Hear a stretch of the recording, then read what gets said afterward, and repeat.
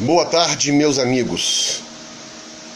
Estamos novamente aqui para apresentar o projeto Poesia Brasileira. Essa é a 24ª live que eu estou apresentando todo domingo às 17 horas a respeito da poesia brasileira.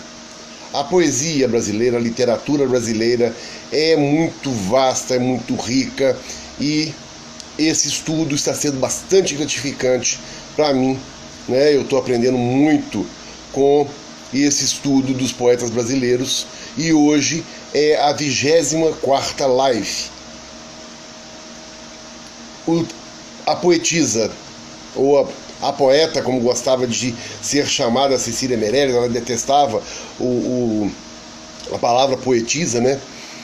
A poeta de hoje é a Hilda Hilst. Hilda Hilst foi considerada uma das grandes poetisas e escritoras do século XX. Então, vamos falar hoje de Hilda de Almeida Prado Hilst. Hilda Hilst nasceu em 21 de abril de 1930, em Jaú, São Paulo.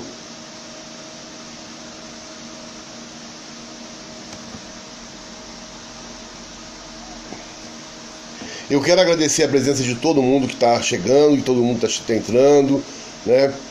A Alessandra, a Academia de Letras de Lafayette, Júnior Bolina, todo mundo que está chegando aqui. Vamos ter 1 hora de discussão aqui a respeito da vida e da obra dessa grande poetisa brasileira que Hilda Hilst.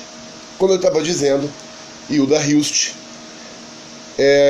foi uma poeta, ficcionista, cronista, dramaturga brasileira. É considerada uma das grandes escritoras do século XX em língua portuguesa, né? E seu trabalho aborda temas como misticismo, insanidade, erotismo, libertação sexual feminina, né? Então ela foi uma poetisa que fez uma grande obra, né, durante todo o tempo de vida, né? E ela foi muito influenciada por James Joyce, Samuel Beckett, né? E essa influência aparece em temas e teorias recorrentes no seu trabalho, né? Como fluxo de consciência, realidade, né? Então, Hilda de Almeida Prado Hilst foi a única filha do fazendeiro de café, jornalista, poeta e ensaísta Apolônio de Almeida Prado Hilst, que veio, né? Ele era descendente de imigrantes da Alsácia. E a sua mãe era Bedecilda Vaz Cardoso, era descendente de portugueses, era filha de portugueses. A sua mãe, Bedecilda, já havia tido um relacionamento anterior e ela tinha um filho. Em 1932, os seus pais se separaram em plena Revolução Constitucionalista e a Bedecilda mudou-se de Jaú para Santos com a Hilda e o Rui Vaz Cardoso, que era filho do casamento anterior. Em 1935, Apolônio, o pai de Hilda, ele foi diagnosticado com esquizofrenia paranoide, né? Depois da separação. Em 1937, Hilda ingressou como aluna interna no Colégio Santa Marcelina, em São Paulo, e cursou primeiro o primário, o ginasial, né? E ela tinha um desempenho considerado brilhante, né? E em 1937 mesmo, a mãe contou para ela que o pai tinha a esquizofrenia, né? Negócio complicado na vida dela também, assim, né? Marcou depois, porque teve várias coisas, inclusive ela se tornou a tutora dos bens do pai, né? Hilda começou o curso secundário em 1945 no Instituto Presbiteriano Mackenzie e ficou até o final do curso. Em 1948, ela entrou para a Faculdade de Direito da Universidade de São Paulo, no Largo de São Francisco, onde conheceu a sua grande amiga para o resto da vida, que foi a escritora Lígia Fagundes Telles. Mais uma vez cumprimentando as pessoas que estão chegando, Denise, Rosângela Rossi, sejam todos bem-vindos. O primeiro livro de Hilda Hilst foi Presságio, publicado em 1950. Então ele foi assim, um livro bastante aclamado pela crítica, bem recebido, inclusive pelos poetas Jorge de Lima, Cecília Meirelles. Depois ela publicou, em 1951, o seu segundo livro de poesia, que foi Balada de Alzira. Nesse mesmo ano, 1951, ela foi nomeada curadora do pai, que já não tinha mais condições de gerir seus próprios bens. A Hilda concluiu o curso de Direito em 1952 e ela era uma leitora voraz, ela gostava, já escrevia, já lia muito. Depois da leitura do livro Carta a El Greco, do escritor grego Nikos Kazantzakis, Hilda decidiu se afastar da vida agitada de São Paulo e em 1964 passou a viver na sede da fazenda da sua mãe até conseguir concluir uma obra que ela fez, uma casa que ela fez nessa mesma propriedade da mãe. E a casa demorou 2 anos para ser feita, com muito cuidado, muitos detalhes da própria Hilda. E a casa se chama Casa do Sol. Era uma casa onde Hilda passou a viver e viveu até os seus últimos dias. Então era uma casa muito bem planejada, cheia de detalhes da própria autora, e onde ela recebia muitos amigos, muitas pessoas, artistas, poetas, escritores. Então ela tinha sempre uma casa que ela escreveu justamente para poder se dedicar à literatura, à inspiração, ao sossego do campo, Então, ela ficou lá durante muito tempo, até os seus últimos dias. Hilda Hilst escreveu por quase 50 anos, E ela foi agraciada com vários prêmios. Em 1962, ela recebeu o prêmio PEN Clube de São Paulo, por 7 Cantos do Poeta para o Anjo.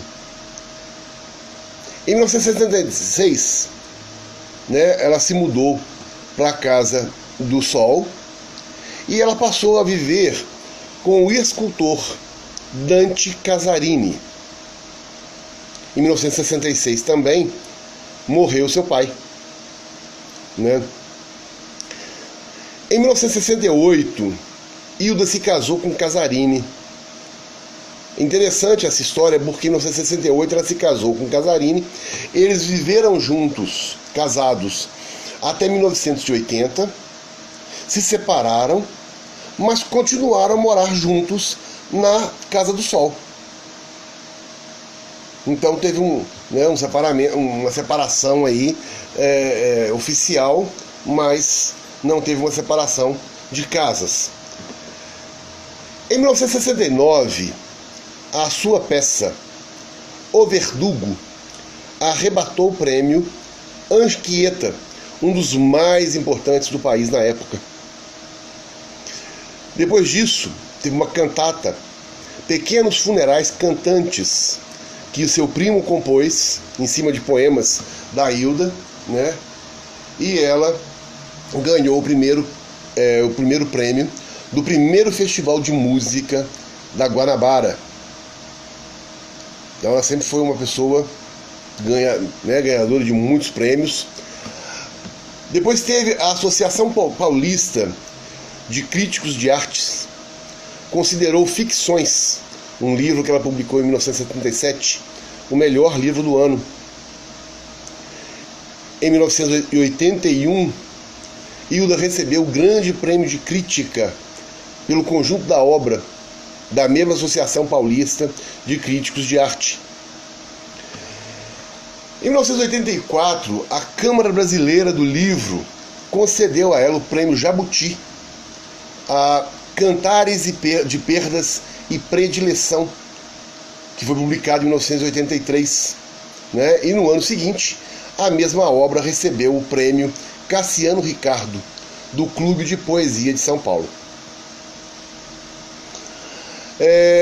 Uma outra obra da Hilda, Rútilo Nada, publicada em 93 pela editora Pontes, levou outro prêmio Jabuti, né, como melhor conto. E em 9 de agosto de 2002, ela foi premiada pela 47ª edição do Prêmio Moinho Santista, na categoria Poesia. Importante ver isso aqui, gente, porque teve um monte de prêmios, um monte de divulgação de sua obra, e ela fez uma entrevista num jornal, bem mais já, né, depois dos 65 anos de idade, dizendo o seguinte, que a obra dela não era bem aceita, bem divulgada, e que ela escrevia, mas poucas pessoas a liam, então que ela resolveu escrever pornografia, né? muito interessante, mas isso era da própria índole da Hilda, de ser essa mulher à frente da sua época, uma mulher que lutava pela liberdade feminina, né, pelas coisas da arte. Nós vamos ver em alguns poemas dela aqui que ela compara muito, né, o poeta e o político, o poeta como um ser diferente do resto da humanidade. Então, ela tem uma visão bastante interessante da vida, né? E essa fala dela que ela iria escrever pornografia, ela tem bastante poemas eróticos, né?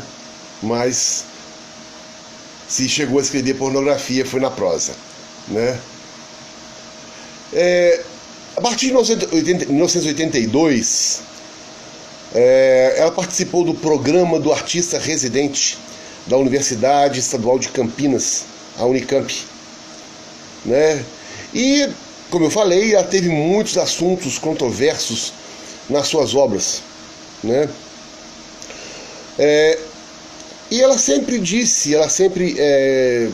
declarou que no seu trabalho ela sempre buscava essencialmente retratar a difícil relação entre Deus e o homem.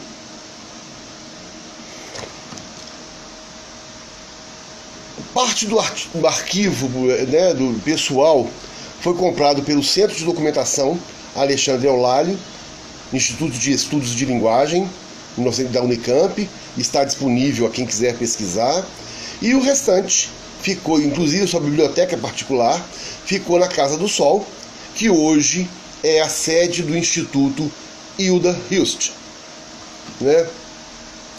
Seus textos foram traduzidos para o francês, inglês, italiano, alemão, né? Hoje, a editora Globo possui o direito da sua obra e está publicando a sua obra completa. Então, se alguém se interessar, pode procurar a obra da Hilda Hilst na editora Globo. Hilda era uma pessoa que fumava muito, né? E tinha bastante problema já na idade, aos 73 anos, bastante problema cardíaco e pulmonar, devido até ao uso do tabaco, né? Então ela faleceu na madrugada do dia 4 de fevereiro de 2004, aos 73 anos, em Campinas.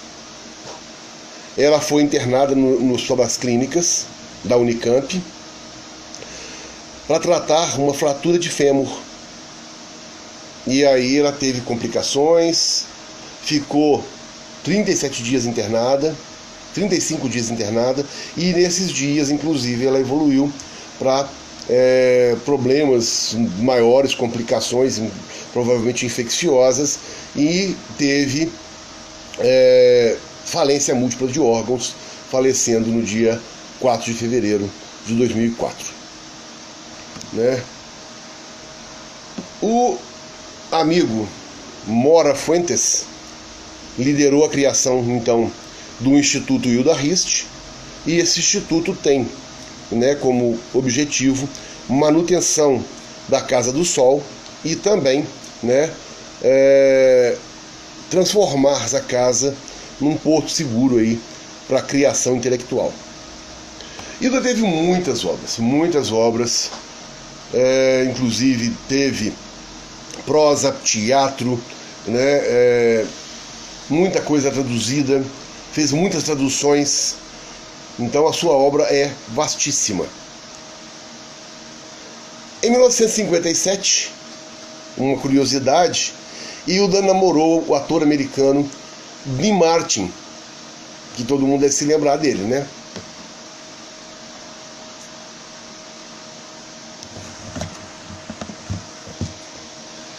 Então, gente, vamos começar a falar de sua poesia, né? Tem aqui o Fernando Mazzini, que foi meu aluno, o Ricardo, meu primo.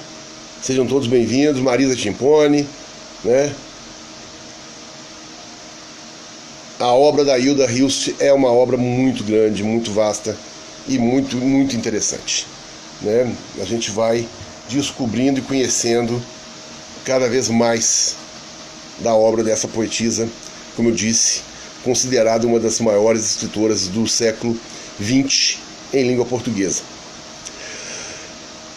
Tem uma poesia que é grande, né? E aqui tem um fragmento que é Amavice. Como se te perdesse, assim te quero. Como se não te visse, favas douradas sob o amarelo, assim te apreendo, brusco, inamovível, e te respiro inteiro. Um arco-íris em águas profundas. Como se tudo mais me permitisses, a mim me fotografo nos portões de ferro, ocres altos, e eu mesma, diluída e mínima, no dissoluto de toda despedida. Como se te perdesse nos trens, nas estações, ou contornando um círculo de águas, removente ave, assim te somo a mim, de redes e de anseios inundada. Rosângela está dizendo que a Hilda foi sempre uma vanguardista, sem medo de expressar o que sentia e via. Com certeza, né? Então, esse poema que eu acabei de ler é a segunda parte de uma série de 20 poemas publicados em 1989, sob o título de Amavice. Se a gente pensar, né, Amavice, traduzido para o português, significa ter amado. Então, o que ela faz, né? Ela sempre mostra essa paixão profunda, né? É uma entrega sem fim, né? Essa parte do eu lírico. Então, é uma composição erótica, né? Que ela fala, assim te apreendo, brusco, te respiro inteiro, né? Então tem uma violência, um desejo de posse, né? Uma coisa muito importante. E tem elementos essenciais como fogo, água e ar, né? Então, uma coisa muito interessante na sua poesia. Tenta-me de novo. E por que haverias de querer minha alma na tua cama? Disse palavras líquidas, deleitosas, ásperas, obscenas, porque era assim que gostávamos. Mas não menti, gozo, prazer, lascívia, nem omiti que a alma está além, buscando aquele outro. E te repito, por que haverias de querer minha alma na tua cama? Jubila-te da memória de coitos e acertos, ou tenta-me de novo, obriga-me.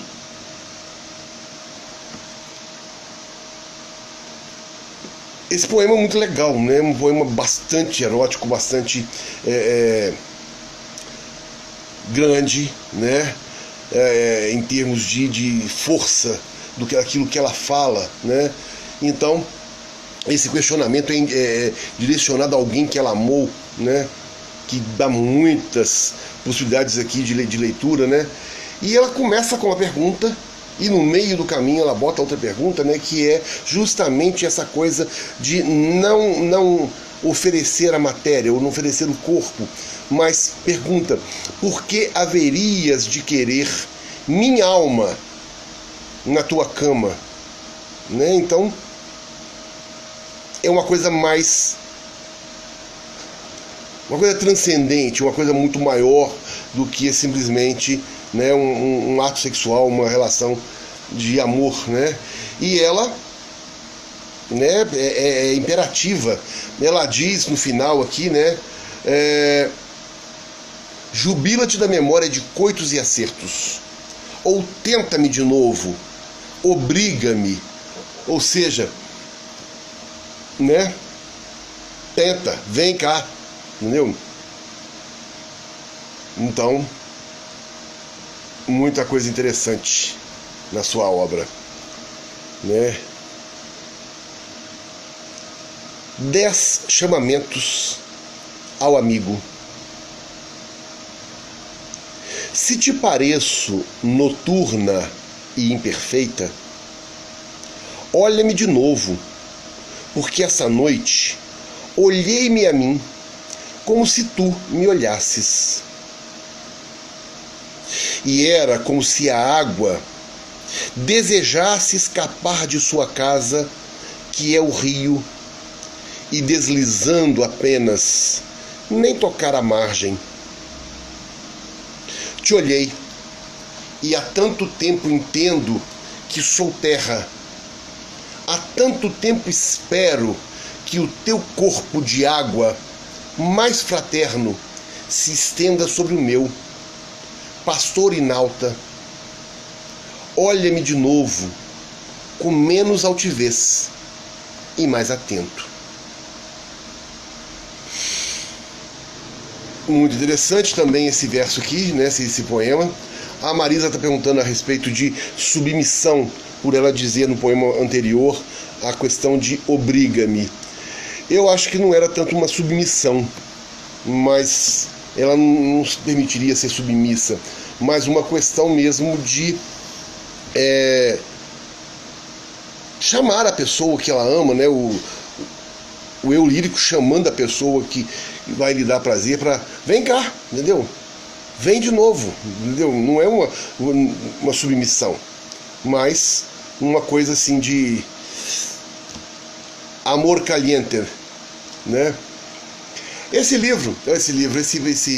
poema que eu acabei de ler, 10 chamamentos ao amigo, né? Ela começa: se te pareço noturna e imperfeita, olha-me de novo, né? Presta atenção, né? Eu tô aqui, ó, olha para mim, né? Então é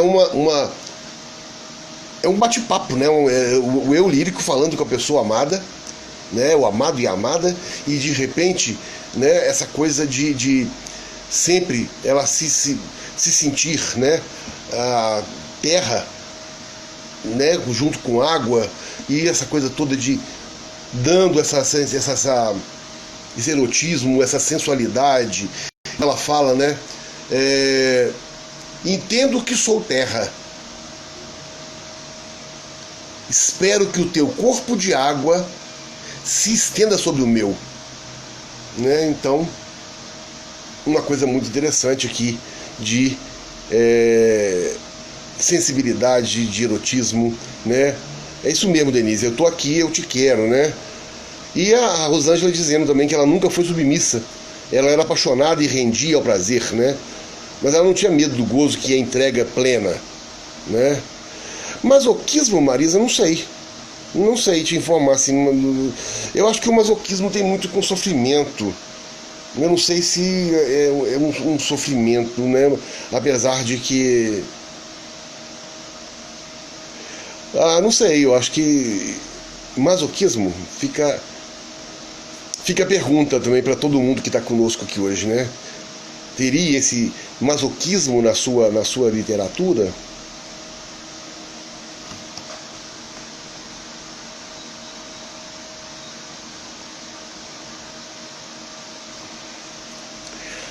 Áreas pequenas. Pois é, eu também estou questionando, Marisa. A Marisa falou que está questionando esse sentimento.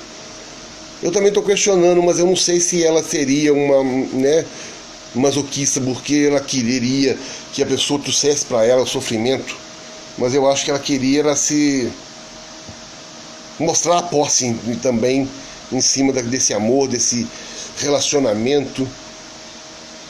Uma coisa, né?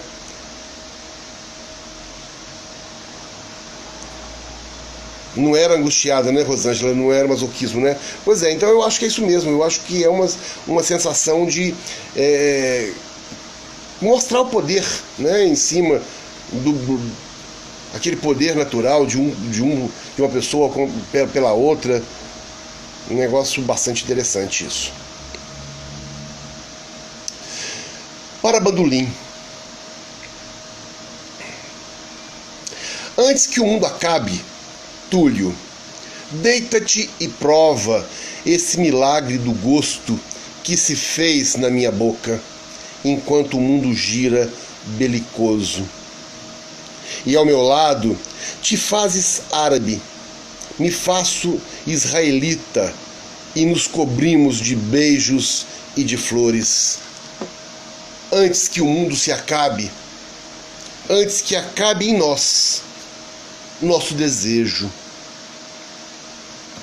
né? Aqui ela se dirige, não é? O eu lírico se dirige a um amado, no caso Túlio, né? E esse Túlio é o objeto do prazer. Então ele vai a ele vai ser dedicada toda essa poesia, com uma apresentação de lados opostos, quase uma antítese, né?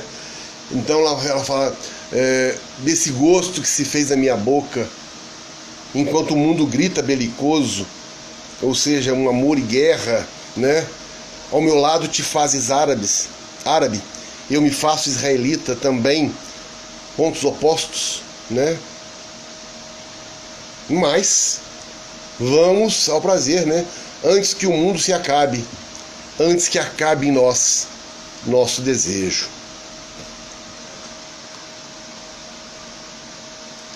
Esse desejo permanece sendo mesmo um tema, né, central, né, que move essa lírica amorosa da Hilda Hilst, né? Então a gente tem sempre essa coisa de sedução, prazer.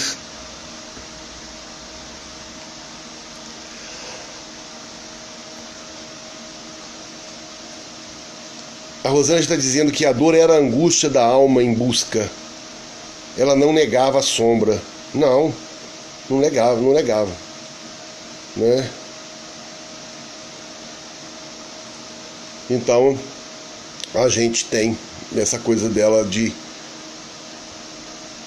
O poeta joga, né, na sua poesia, ele joga o sentimento todo que está dentro de si, né? Então a gente tem essa descarga, essa válvula de escape para julgar o nosso sentimento no papel, né? A poesia tem subterfúgios onde a gente pode mostrar tudo aquilo que está sentindo de uma forma bem subentendida, né? E de repente cada um interpreta de um jeito, né? Mas fica claro aqui nos poemas da Hilda Hilst essa angústia, essa vida de querer sempre, não sei se modificar o mundo, mas talvez ser aceita no mundo onde viveu, né? Porque ela sempre teve uma vida lutando contra a opressão masculina, né? Com o direito da mulher, essa coisa toda. Então é importante a gente ver isso, né? O desejo nos move, Marisa, com certeza, né? Inclusive existe uma frase de Buda que diz que para se atingir a felicidade, ou a frase é mais ou menos isso, para se atingir a felicidade, nós devemos abster de qualquer desejo. Né? Eu acho que é bastante profunda essa frase de Buda, mas ela é bem impossível de você viver sem desejo, né? Complicado.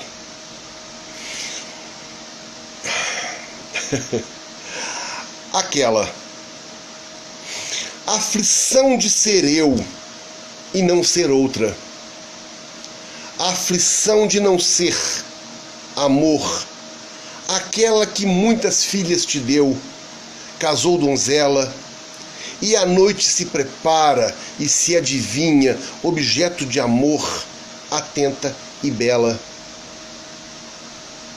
A aflição de não ser a grande ilha que te retém e não te desespera, à noite como fera se avizinha. A aflição de ser água em meio à terra e ter a face conturbada e imóvel, e a um só tempo múltipla e imóvel, não saber se ausenta ou se te espera.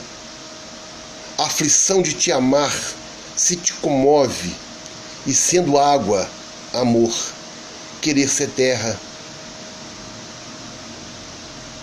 Muito legal isso aqui, né? A Rosângela está dizendo que penso que ela queria mostrar ao que podemos ser dono de nosso desejo.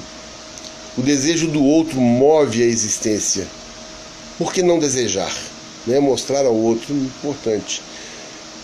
E aqui, o que ela mostra pra gente nesse poema chamado Aquela, né, é justamente o medo despertado no eu lírico, né? O eu lírico é o personagem principal da poesia, né? Ela coloca aqui esse medo despertado no eu lírico, né? Na pessoa, em si mesmo, né? Tocado pela paixão. Ela fala a respeito de que ela queria ser a outra, mas ao mesmo tempo ela queria ser ela mesma, né? Então, se ama, né? E de repente você quer que a pessoa te aceite do jeito que você é, mas ao mesmo tempo a pessoa quer se fazer aquilo que a outra espera. Isso não dá certo, né? Então é a dualidade aí do amor, né? Da vontade de ser aquilo que o amado espera e deseja, e ao mesmo tempo, né, a vontade permanece de ser exatamente aquilo que se é. Então, a questão é justamente essa, né? Os versos falam dessa expectativa aí, né? A expectativa e a realidade, né? Muito interessante isso.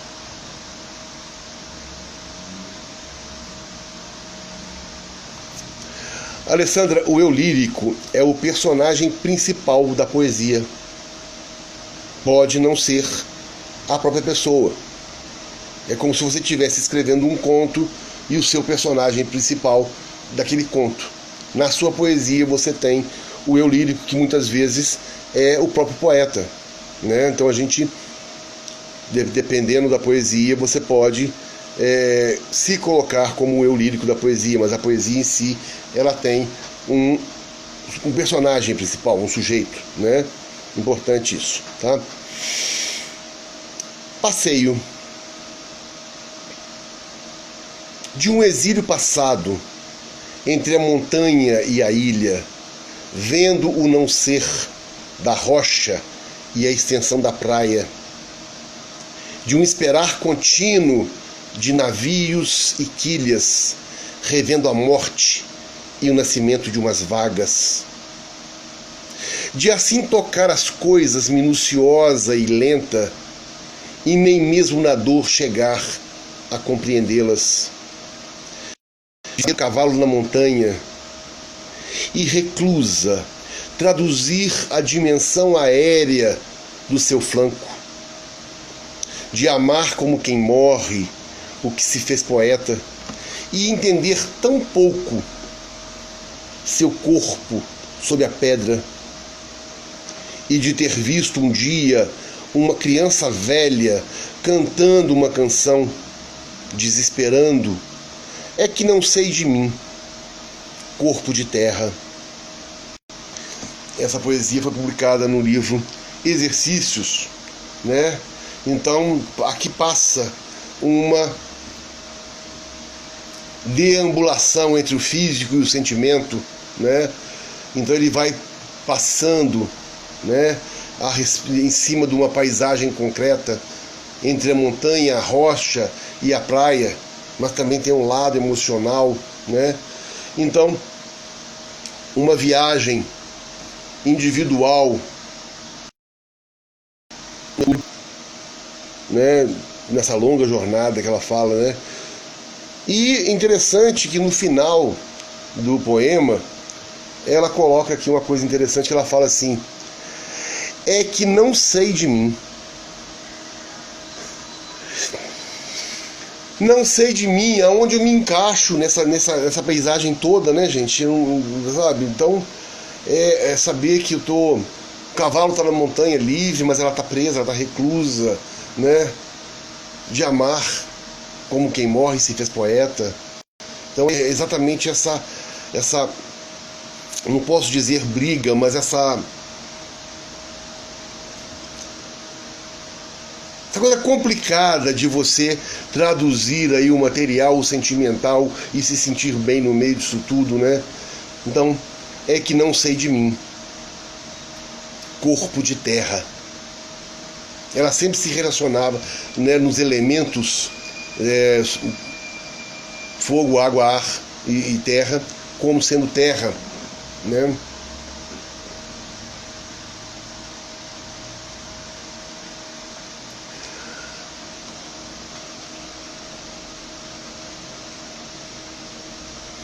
Exatamente, Denise, ela se desnuda quando escreve, ela escreve aquilo que ela pensa, foi o que a Rosângela falou, ela escrevia o que ela pensava, o que ela falava, sem medo de fazer isso aí, sem medo de incomodar quem quer que fosse, né? O lirismo da Hilda emociona mesmo, Rosângela, né? É a coisa do existir. É igual essa poesia que, com 2 versos que eu vou ler agora, que chama Desejo.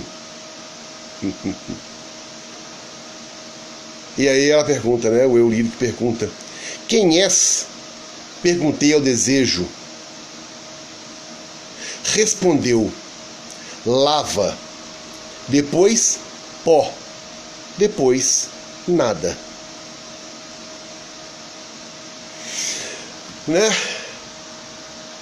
Interessante, né? Perguntou ao desejo quem és. Primeiro é lava, é a explosão do magma, é um vulcão, né? Aquela coisa intensa, né?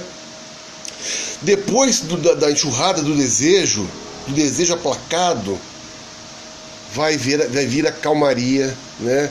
Resta o pó. Depois até o próprio vento leva o pó e não resta mais nada. Aqui em 2 frases ela mostrou a intensidade do desejo e a fugacidade do desejo, ou seja, ele é um negócio de explosão, de momento, né? O desejo é complicado, o desejo leva muitas pessoas a fazer muita besteira, mas ele é pontual, né? Ele explode e acaba.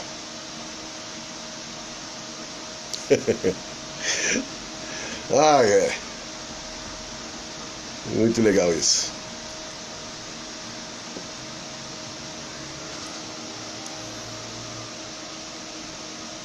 Os poemas são instigantes, né, Denise? Marisa dizendo que são sentimentos íntimos. Sim. Besteiras inesquecíveis?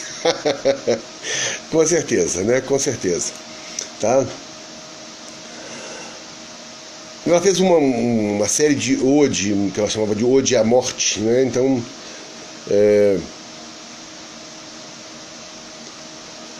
a Rosângela está dizendo, corajosa, não tem medo do desejo que passa e passa. Paixão, por que não? Com certeza. A paixão é isso, a paixão ela é aquela coisa de explosão, né? O amor é aquela coisa de que perdura mais tempo. A paixão é momentânea, a gente olha e apaixona. Amar é outra coisa, né? Então tá tudo relacionado aí, paixão, desejo, né? Então, entre as Ode à Morte que ela escreveu, tem aqui a 32ª, onde ela se pergunta: por que me fiz poeta? Por que tu, morte, minha irmã, no instante, no centro de tudo que eu vejo, no mais que perfeito, no veio, no gozo, colada entre eu e o outro, no fosso, no nó de um íntimo laço, no alto, no fogo, na minha hora fria, me fiz poeta, porque à minha volta, na humana ideia de um Deus que não conheço, a ti, morte, minha irmã, te vejo. Né? Então o poema é grande, ele chama Da Morte, foi publicado em 1980, né? Então aqui ela tenta entender essa mortalidade em seu mistério, e ela chama, né, o eu lírico chama a morte de minha irmã, né? Por que que ela vê também morte em tudo que vê, né? De repente, né, ela fala que ela mostra nesse poema que existe uma relação estreita, íntima dela, do eu lírico, com a morte. Um negócio muito legal.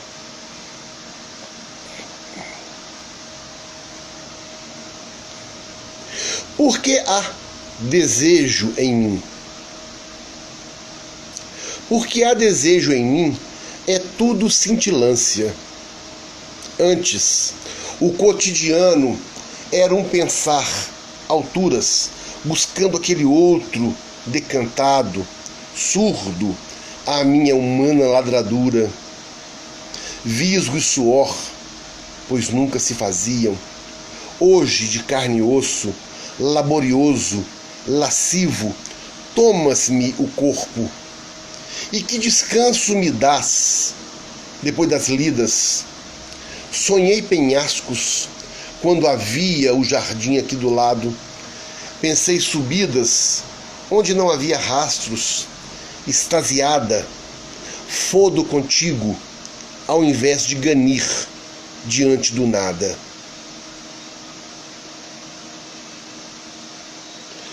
Né? Então são versos exagerados, sedutores, apaixonados, né? Eróticos, né? Desejo à vontade, abundante, né?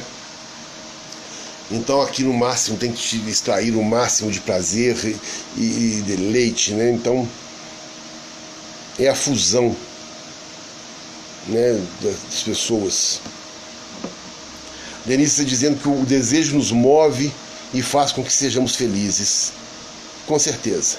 Com certeza. Poema aos homens do nosso tempo. Aqui é um poema que não tem muito erotismo, não, né? A Rosângela está dizendo: perdemos a paixão, ficamos certinhos, chatinhos. Hilda vem e nos convida a descer dos céus e viver intensamente. Isso é show, legal demais, né? Mas então vamos lá. Esse poema aqui não é erótico. Poema aos homens do nosso tempo. São vários. Enquanto faço o verso, tu de certo vives.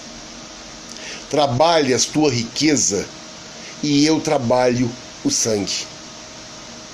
Dirás que sangue é o não teres teu ouro, e o poeta te diz: compra o teu tempo, contempla o teu viver que corre, escuta o teu ouro de dentro. É outro o amarelo que te falo, enquanto faço o verso. Tu que não me lês, sorris, se do meu verso ardente alguém te fala. O ser poeta te sabe a ornamento, desconversas.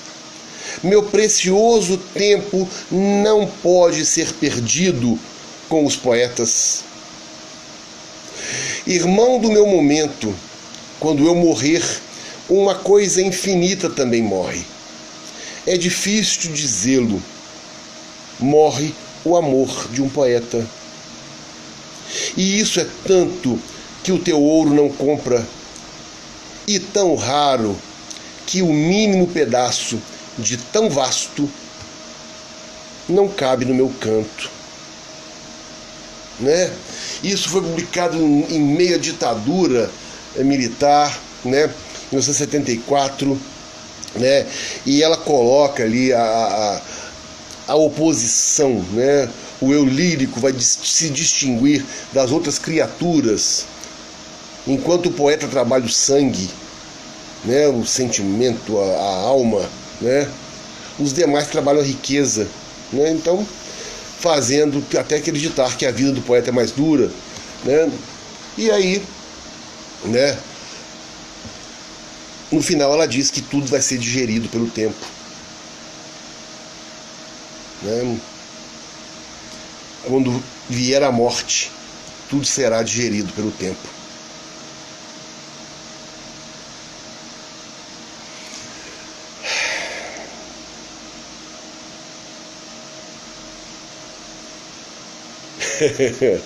Olha, eu acho que eu consegui, assim, até agora, que um monte de pessoas se tornem também fã da Hilda Hilst, né? Eu acho que está todo mundo gostando das poesias, gostando da vida da Hilda Hilst, né? E assim, até teve gente aqui, por exemplo, que até pouco tempo não conhecia a Hilda Hilst, e nós estamos conhecendo, né, na profundidade essa poetisa chamada de maior poeta, maior escritora da língua portuguesa do século XX, né? Então, muito bem, né? Importante isso, que vocês estejam gostando, estejam vendo a obra da Hilda. Tateio, tato. Tateio a fronte, o braço, o ombro. O fundo sortilégio da omoplata, matéria menina, a tua fronte e eu, madurez, essência dos teus claros guardados. Ai, ai de mim, enquanto caminhas em lúcida altivez, eu já sou o passado, essa fronte que é minha, prodigiosa, de núpcias e caminho, é tão diversa da tua fronte descuidada. Tateio, e a um só tempo vivo, e vou morrendo, entre terra e água, meu existir anfíbio. Passeia sobre mim, amor, e colhe o que me resta, noturno girassol, rama secreta, né? Então, assim, ela usava muitas palavras, né? A arma da sua poesia, né? Usar uma beleza das palavras, um negócio forte, né? Uma coisa de guerreira realmente. Então ela fala de amor, né? Muito obrigado, Rosângela. Estou dizendo que eu estou trazendo a Hilda na essência, na riqueza estética, que bom, né? Então, assim, é a questão dessa poesia também, né? Ela falar a respeito de amor, né? De desejo, de lucidez, ao mesmo tempo de loucura, né? E isso tudo é uma grande inspiração dos poetas, né?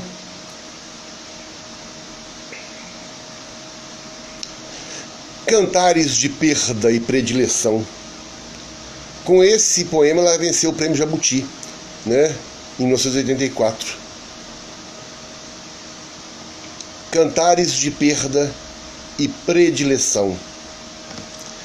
Vida de minha alma, recaminhei casas e paisagens, buscando-me a mim, minha tua cara. Recaminhei os escombros da tarde, folhas enegrecidas, gomos, cascas, papéis de terra e tinta sobre as árvores, nichos onde nos confessamos, praças. Revi os cães, não os mesmos, outros de igual destino, loucos, tristes. Nós dois, meu ódio, amor, atravessando cinzas e paredões, o percurso da vida. Busquei a luz e o amor, humana, atenta como quem busca a boca nos confins da sede. Recaminhei as nossas construções, tijolos, paz, a areia dos dias. E tudo que eu encontrei, te digo agora, um outro alguém, sem cara, tosco, cego, o arquiteto dessas armadilhas. Aqui tem uma volta ao passado, né? Ela recaminhou casas e paisagens, escombros da tarde.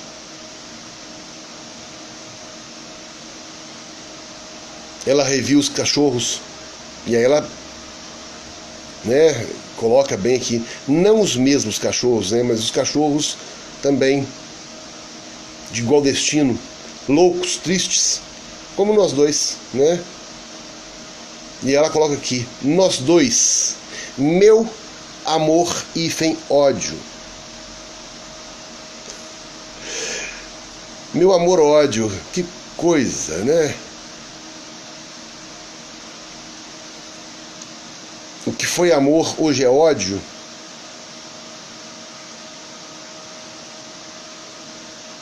Fortíssimo, fortíssimo, né?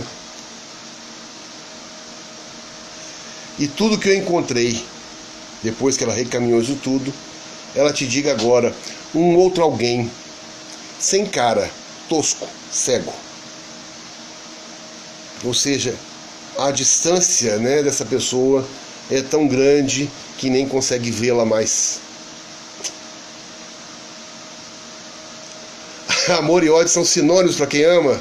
Denise, é complicado isso aí, né? Porque eles são muito próximos, muito intensos, todos os dois, né? Mas você pode passar de um para o outro facilmente, mas sinônimos é meio complicado, né? Outro poema dos homens ao nosso tempo, mais um poema político aqui.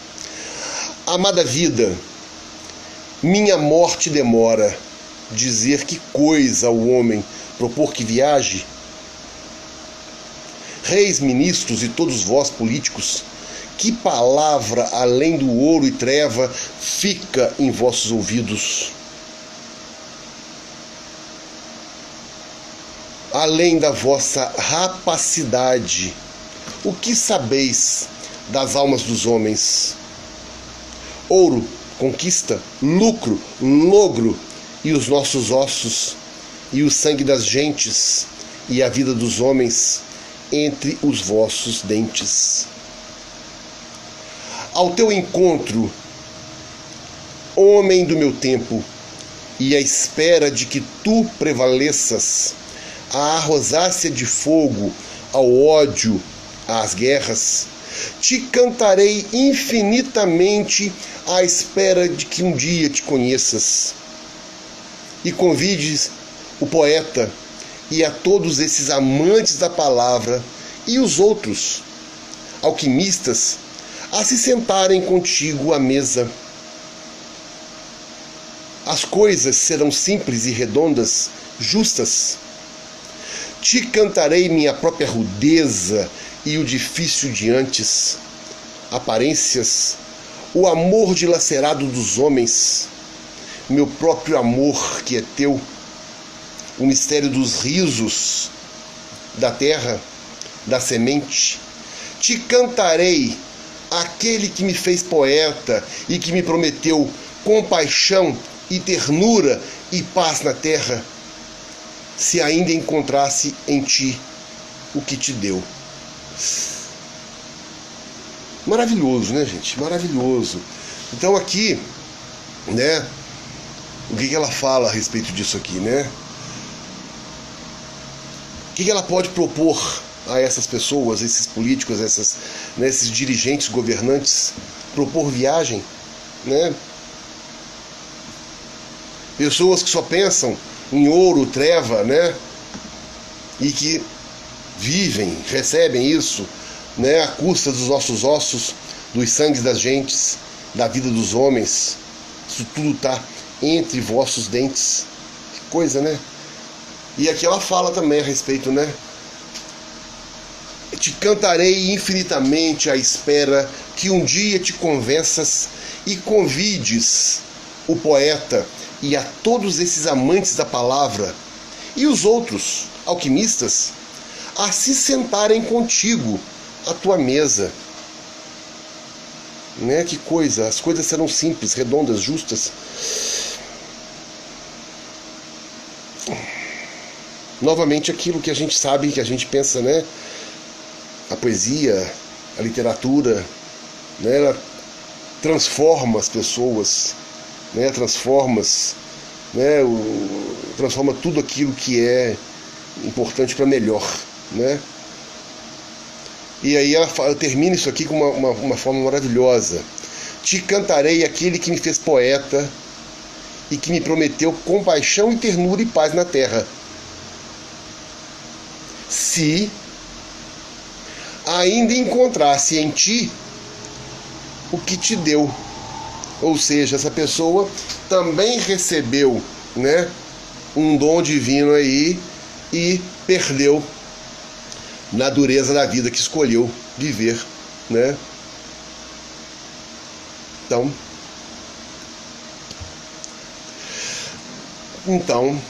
tá bom.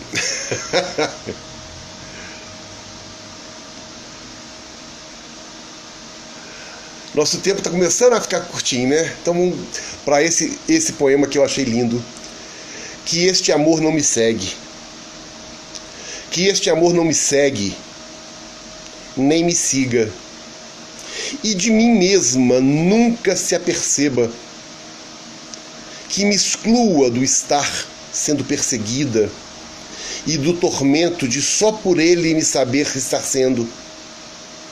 Que o olhar não se perca nas tulipas, pois formas tão perfeitas de beleza vêm do fulgor das trevas, e o meu Senhor habita o rutilante escuro de um suposto de eras em alto muro. Que este amor só me faça descontente e farta de fadigas e de fragilidades tantas, que eu me faça pequena e diminuta e tenra, como só sabem ser aranhas e formigas. Que esse amor só me veja de partida.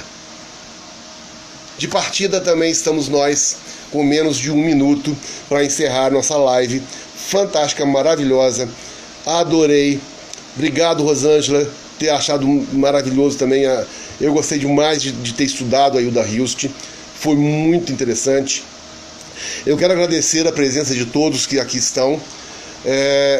Espero que todo mundo tenha se interessado pela obra da Hilda Hilst, pela sua vida, e convidar para quarta-feira, no Instagram da Liga de Escritores e Autores de Juiz de Fora, a nossa live de histórias infantis, e depois, na domingo que vem, outra live de poesia do projeto Poesia Brasileira. Beijo para todos, até a próxima, fiquem com Deus.